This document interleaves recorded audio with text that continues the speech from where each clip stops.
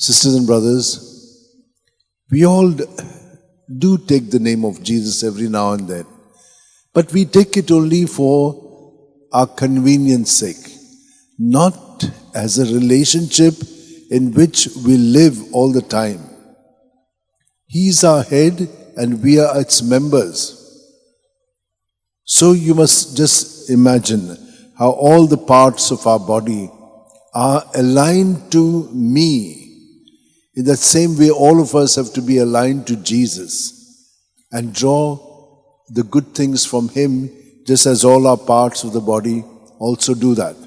But you know how in our imagination, in our thinking, we can simply become spoiled. The good can be just destroyed by our negative thinking, judgments, and all such things. Who does that? We do it because we become self-centered and not God-centered. The God is with us. And so this kind of a paradox that keeps on happening within us, that's the reason why we must stay stable. To build ourselves on rock and not on sand. Let us ask for this grace that we be firm and in the Lord to respond to all situations, whatever they may be.